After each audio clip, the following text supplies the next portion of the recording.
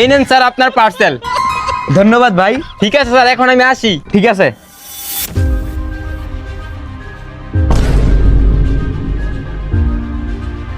ভাই, ও ভাই, হ্যালো, দাঁড়ান দাঁড়ান। হ্যাঁ বলেন স্যার।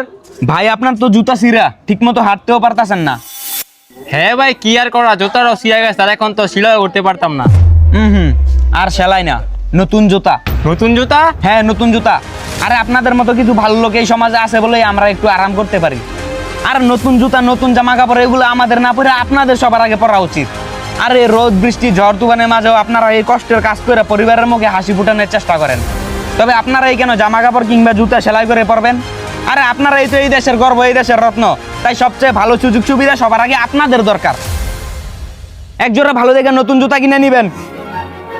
1 2 3 4 5 6। लेकिन एक सेकंड। এই নেন 5 টাকা। এটা দিয়ে একটা পান কিনা খায়।